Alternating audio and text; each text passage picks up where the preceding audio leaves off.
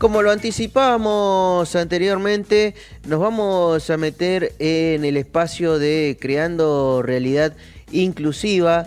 Vamos a presentar a la cónsul Orcelia Andrea Ponzalino, especialista en discapacidad, promotora de derechos de personas con discapacidad, creadora y directora del programa Creando Realidad Inclusiva, Centro de Formación Profesional y de Atención a Familias en la Discapacidad, responsable de la primera jornada de concientización en discapacidad en la legislatura porteña en el Salón Dorado, realizada el 27 de julio del 2022, y responsable de la primera campaña inclusiva bajo la consigna Yo te incluyo, vos me incluís, decís así. ¿Qué tal, Celia? ¿Cómo estás? No sé si nos estás recibiendo bien. Buenos días y bienvenida nuevamente al Magazine de la Mañana con Creando Realidad Inclusiva. Hola, ¿cómo estás, Osvaldo? ¿Me escuchás bien? Sí, ahí sí, te recibimos Bueno. Bien, acá, que cambió el clima y empezó la semana después de un fin de semana largo, ¿no? Extra largo, Otra ¿no es vez empezó cierto? la semana con todo. Sí, la Bueno, verdad, yo quería cuesta un traer como poco. tema importante, sí, Cuesta un poco, digo, después de tantos días, pero bueno, estamos para hablar de inclusión y qué mejor estar hablando con vos. gracias. Yo te escucho con un poquito de ruidito, pero no sé si será mi audio. Vos me escuchás Puede bien a ser, mí. sí, tu audio. Acá te Ok, recibimos perfecto. perfectamente. Perfecto. Bueno, yo quería primero darles la primicia a todos los oyentes y televidentes que se confirmó la segunda jornada de concientización y sensibilización que se va a realizar el 11 de julio a las 15 horas a 17 en la legislatura porteña en el Salón Montevideo. Uh-huh. Así que estoy ahí armando ya toda la propuesta. Va a ser innovadora y justamente la temática va a seguir siendo la inclusión Sí, por supuesto. como parte, digamos, de esta concientización, que bien marca el artículo 8, que todos los ciudadanos debemos generar conciencia y sensibilizarnos frente a la diversidad, que también hay algo que me gustaría aclarar, que cuando hablamos de la diversidad, ¿no? Nosotros también somos diferentes, ¿no? Tampoco hay que marcar tanto la diferencia del diferente, porque estamos cayendo en un lugar donde seguimos dándole una rostridad mayor que la que debería, ¿no? Si vemos que somos todos personas, las personas somos todos diferentes, no solamente la persona con discapacidad. Por eso hablamos Sí, porque de siempre hablamos de inclusión. que la discapacidad, la persona es diferente, pero yo también soy diferente. Claro. Tengo mis propios tiempos de aprendizaje, mis propios intereses, gustos, temperamento, personalidad.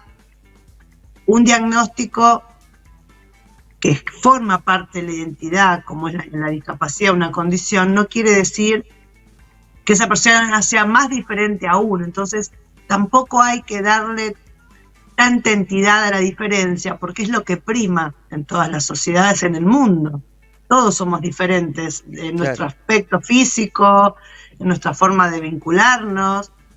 Eso lo quería aclarar. Y con el tema de hoy que me interesaba abordar era el tema de diagnóstico, ¿no? ¿Qué impacto es un diagnóstico cuando cae en una familia? Un diagnóstico que llegó para quedarse.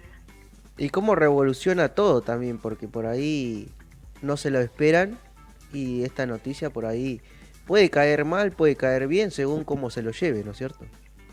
Exactamente. Espera, porque ahí que voy. Espérame un segundo, Sí, está perdón, bien.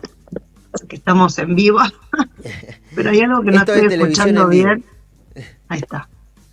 Bueno, te decía, sí, es un impacto tremendo, porque da un vuelco 360 en la familia, porque por más que uno después vaya amigándose con esa situación, entendiéndola, comprendiéndola como toda situación nueva, todo cambio, ya sea para bien o para mal, genera un impacto y un proceso de duelo, aunque sean cambios positivos, ¿no? Claro, sí. En la vida de uno, una mudanza para estar mejor, lo que sea, todo cambio requiere un proceso de asimilación.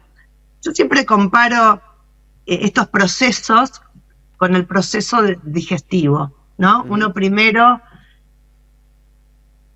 se apropia de los alimentos, ¿sí? Cuando los mastica, los lleva a su boca, los degusta, al tragarlos, hay un proceso luego, que tiene un tiempo obviamente, de asimilación de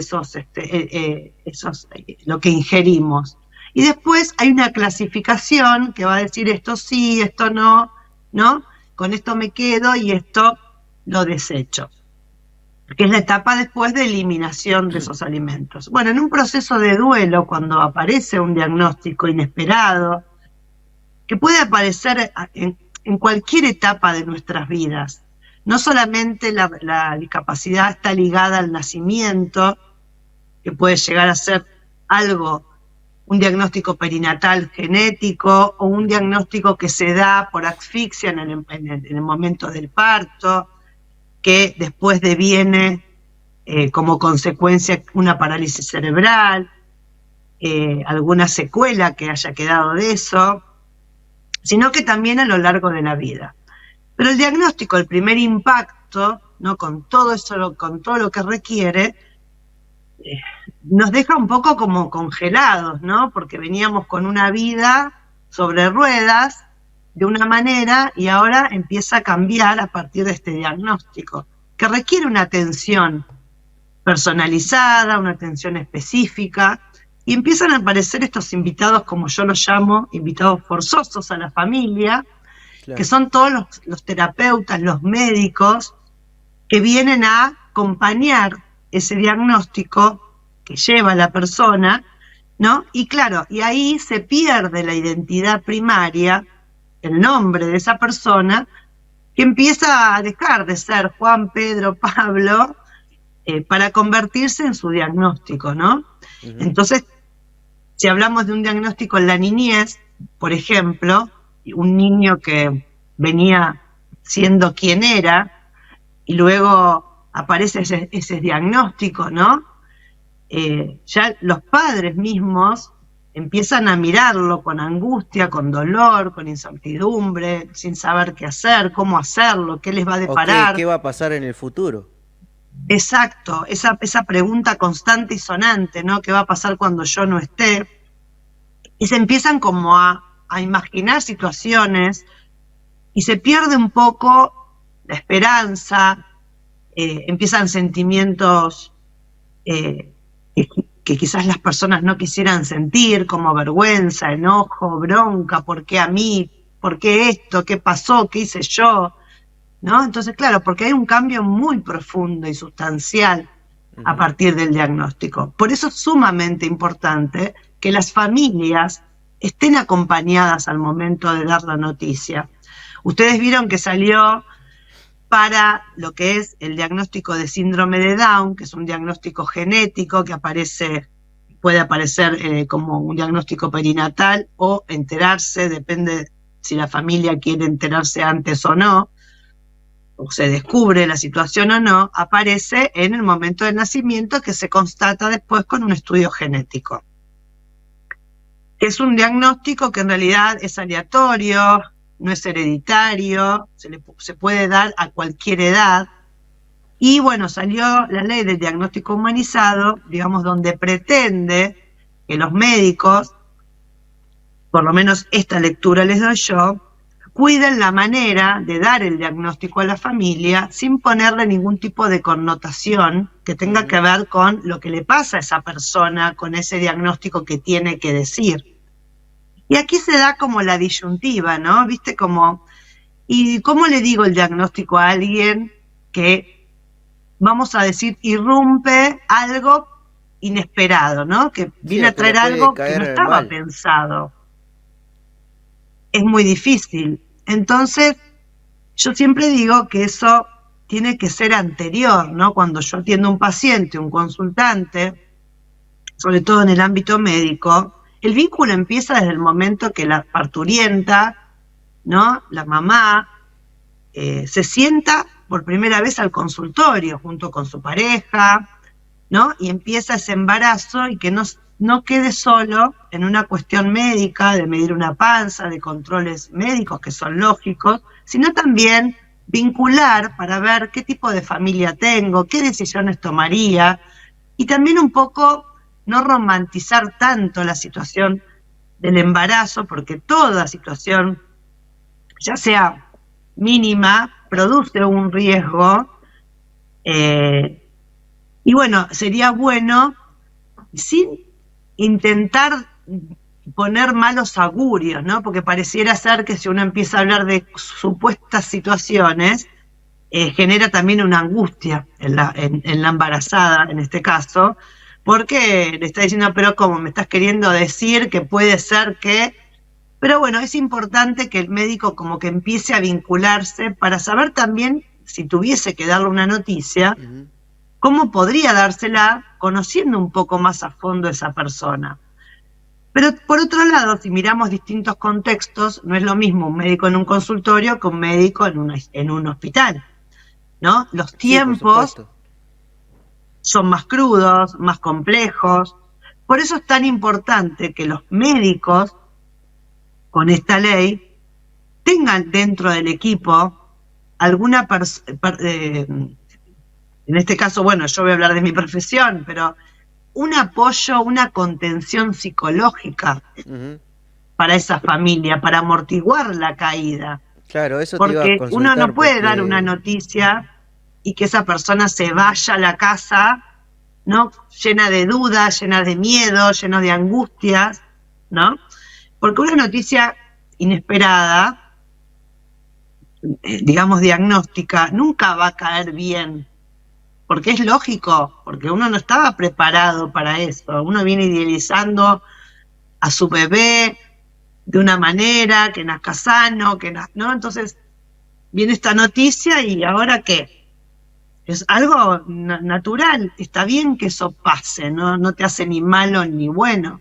Por eso es importante la contención al momento de recibir la noticia, que el médico tampoco esté solo en ese momento, que se le acompañe al médico a dar esa noticia, que por supuesto no hay que poner ningún tipo de connotación ni negativa ni positiva, porque no sabemos cómo los papás lo van a tomar, pero también tenga dentro del equipo, así como hay un neonatólogo, enfermeros, ¿no? Haya en los hospitales, haya en los consultorios, personal especializado para acompañar a la familia durante todo este transcurso, hasta incluso los distintos ciclos vitales.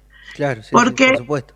Es verdad que hay un cambio muy profundo, no solamente en estos invitados que entran a la familia, que no fueron invitados, por eso yo digo forzosos, que están obligados a aceptar la familia para la evolución de ese niño, sino porque, bueno, la propia familia tiene que cambiar su forma hoy, ¿no? Su propio proyecto, que venían sus rutinas, cambia todo, afecta a los hermanos, afecta a los abuelos, que tienen un doble duelo, porque están duelando a su propio hijo, que le pasó de tener un diagnóstico con su nieto, y están todos como muy desbordados sin saber qué hacer.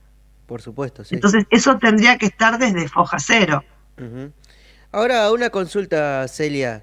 Te pregunto, vos bueno, seguramente has hablado con médicos y también con padres. ¿Cómo se toma todo esto? No, y como te decía, es decir, cuando el diagnóstico aparece en la familia, el impacto es muy grande. Yo siempre digo que el diagnóstico es esa bomba que cae, que a cada uno de los miembros le llega ese pedacito, que es su 100%, que tiene que ver con el rol, ¿no? De la persona que tiene el diagnóstico. No es lo mismo lo que le pasa a la mamá, lo que va a recibir la mamá en cuanto al sentir y a obligaciones, responsabilidades, que a un hermano. Pero sí el hermano, el abuelo, el tío, cada uno desde su pedacito tiene su 100% de ese proceso de aceptación, de duelo, de entender lo que está pasando. Entonces es importante poder hablar de esos sentimientos que aparecen frente a un diagnóstico, que por más que sientan que son vergonzosos tenerlos, hay que validarlos, hay que habilitarlos, porque son parte de lo humano. Yo siempre digo, si yo vengo y te piso el pie, ¿no? Y vos te callás la boca y te duele, bueno, no, si te duele hay que duelar. El dolor hay que llorarlo, hay que gritarlo, hay que ponerle palabras para poder sanar, para poder seguir en la otra etapa. Porque si nos quedamos en la etapa del duelo, del dolor, la vergüenza, la angustia y nunca caminamos hacia el otro lado como un puente, ¿no? Para ir superando, aceptando, asimilando con los procesos propios de cada individuo dentro del grupo familiar, y nos vamos a quedar con un montón de cosas adentro que no vamos a poder sobrellevar, y la angustia va a ir aumentando y ese hijo no va a estar acompañado de una manera desde la aceptación, desde haber sanado, ¿no? Porque si a mí me duele tanto lo que le pasa a mi hijo y no puedo verlo así, el vínculo se va a hacer muy difícil, porque lo voy a ver desde la sobreprotección, desde la lástima, ¿no? Y un montón de cosas que son importantes poner sobre la mesa, incluso entre la familia, convocar a que dialoguen. ¿Qué te pasó a vos? ¿Cómo te sentís? Bueno, habilitarse entre ellos estos sentimientos, porque Celia, es una noticia que saca a todo el mundo de foco, ¿no? ¿no? Después con el tiempo supuesto. Eso se va subsanando. Sí, sí. Bueno, Celia, decirte, mira, si por ejemplo a mí me manda un médico, tenés que ir a hablar con una cónsulor, por ejemplo, me manda a vos. ¿Vos qué me podés decir? ¿En qué más o menos me va bueno, a ir primeramente llevando? Escucharte. Primeramente escuchar, habilitar a través de un ambiente que facilite, libre de amenazas, libre de prejuicios, que esa persona pueda poner en palabras todo lo que le está pasando con ese diagnóstico, en su vida personal, en sus proyectos, si está enojada, si siente vergüenza.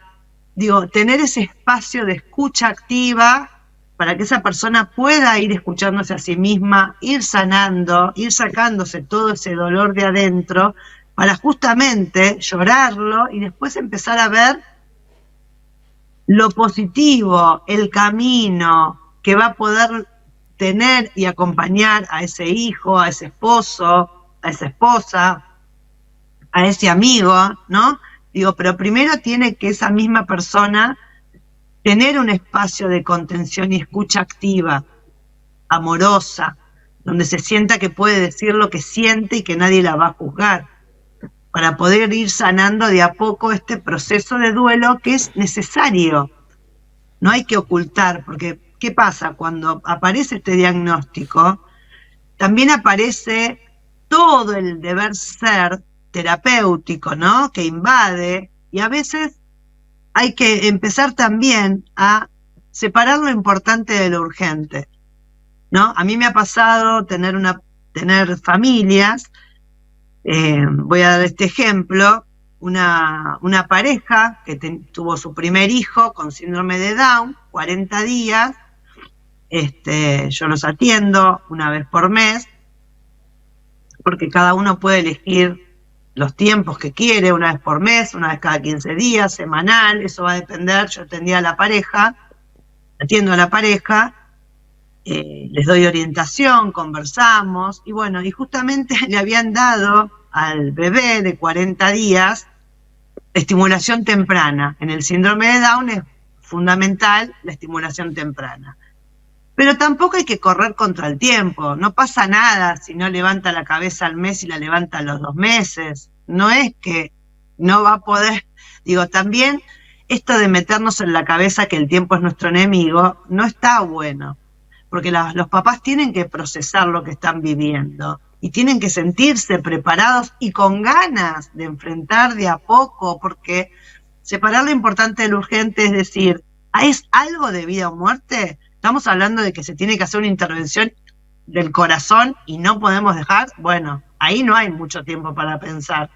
Pero si estamos hablando de un proceso terapéutico donde todavía no puedo nombrar que mi hijo tiene síndrome de Down, donde todavía no puedo nombrar la palabra discapacidad, donde todavía no puedo hablar de un CUD, ¿no? De un certificado único de discapacidad, hay que dar tiempo.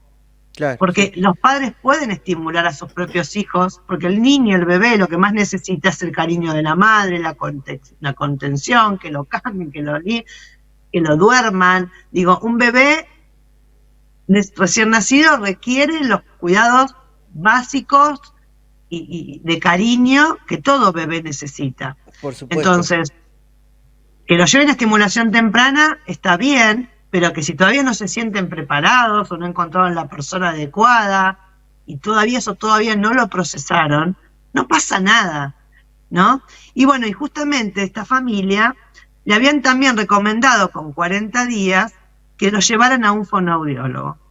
Yo les di mi punto de vista, le dije, mira, con estimulación temprana es suficiente, porque un fonoaudiólogo trabaja más todo lo que tiene que ver, digamos, con la parte, digamos, justamente de la fonética, del habla, los músculos, todo, pero eso sí lo puede hacer un estimulador temprano. El estimulador temprano justamente trabaja todo lo que tiene que ver con estimular a través de distintos recursos, todo lo que tiene que ver con la motricidad gruesa, fina, levantar la cabeza, el tema de la lengua, de que no quede la lengua afuera, con masajitos, ¿no? Eso lo puede hacer. ¿Qué quiero decir con esto? Que no se puede recargar tan prontamente, ¿no? De tantas terapias, ¿sí? Que quizás no son necesarias. También eso, yo estoy un poquito en contra del tema terapéutico excesivo, porque a veces le damos demasiado y no está siendo funcional a la familia, porque eso requiere toda una logística muy fuerte. Hasta incluso las mamás corren riesgo en el trabajo o el cuidador que más se ocupa porque tiene que pedir tiempo para irse. Digo, pasan un montón de cosas y no está bueno recargar desde lo terapéutico a las familias de entrada, ¿no? Porque hay que tener un tiempo de asimilación de lo que está pasando. Y el tiempo no es nuestro enemigo. Esto es decir, cuando yo no esté, pero nosotros estamos, y es vivir el aquí y ahora, pasito a paso, ¿no? No pasa nada si el niño no camina al año, camina a los 2, no pasa nada. Claro, porque Porque se puede si retrasar estamos un tiempo haciendo más eso, también. ¿cómo? Que se puede retrasar un tiempo más también. Exacto, porque eso es lo que pasa si lo hacemos de esa manera, estamos queriendo justamente lograr que ese niño, ¿no? Entre dentro de los parámetros normales, ¿no? Acelerando procesos. Y la realidad es que el proceso es lo más importante. No Así es. tenemos que acelerar procesos. Porque ese acelerar proceso de ese niño que genera un desgaste, también genera un desgaste a la familia. Claro, sí, sí, sí, por supuesto. Así es. Bueno, Celia, la verdad que te agradecemos por todo. La verdad que muy completo el informe como siempre. Ahí están también los QR para que se contacten con vos. Están saliendo en la pantalla. Esperemos que la gente también se comunique bastante con vos y sepa aprovechar todo tu tiempo. Así que desde acá te damos muchísimas gracias y gracias por este amplio Gracias, Osvaldo. resumen. Mira, todas las personas que vengan a partir del programa, yo igual les cuento, yo la primera entrevista es sin cargo, ¿sí? Esto es una entrevista de orientación, si alguien necesita, porque yo hago justamente entrevistas de orientación, que pueden llegar a durar 4 o 5 entrevistas. La primera es sin cargo, para cosas específicas, y después aquellos que ¿Cuánto dura quieran más tener o un menos? proceso. La entrevista dura 1 hora.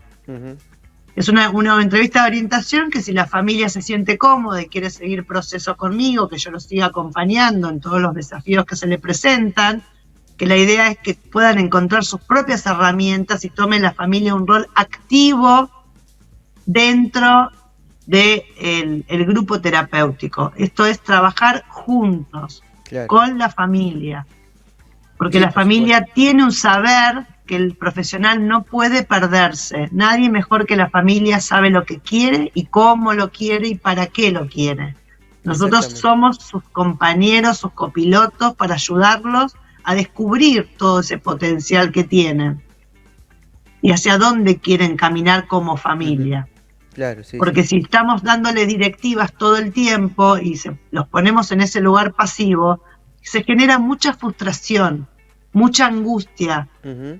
porque cuando los padres no pueden cumplir con las consignas terapéuticas o escolares, porque trabajan todo el día, hay que venir, lavar, que se bañen, se les hace se les Muy genera mucha pesado. culpa. Claro. Y hay un montón de herramientas en la casa para trabajar lo pedagógico sin tener que sentarse en un cuaderno, ¿no? A través de la vida cotidiana, desde poner una mesa, ir a comprar. Hay un montón de herramientas que se pueden utilizar desde la cotidianidad que hace que la familia tenga momentos de goce, de espacios recreativos y además de aprender, ¿no? Y sentir que está haciendo algo por ese hijo, porque tienen el derecho también de disfrutar, porque los papás no son los terapeutas de sus hijos. Los Claro, papás sí. acompañan y las terapias les dan ciertos tips, pero ellos no deben convertirse en los terapeutas de sus hijos, porque es mucha responsabilidad y mucho agobio. Sí, sí, por supuesto. Para eso están los profesionales o gente como vos, consulor, que también puede dar una vista diferente. Exacto. Así que, bueno, Celia, muchísimas Bueno, gracias. Osvaldo, Que tengas nos buena vemos la próxima semana. semana. Igualmente, te Un mandamos un besito, cariño un muy saludo grande. para todos. Hasta la Nos vemos. próxima. Adiós. Dale, gracias. Nos vemos. Ahí pasaba entonces Celia Pronsalino Consulor, especialista en discapacidad, promotora de los derechos para personas con discapacidad, creadora y directora del programa Creando Realidad Inclusiva.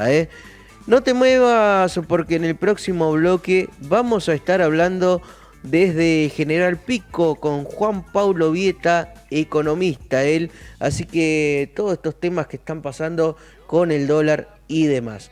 No te muevas que ya volvemos y volvemos con mucho más información.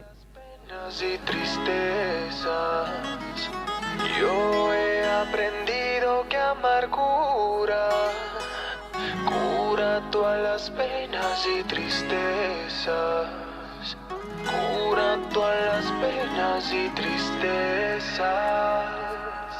Y yo sé que la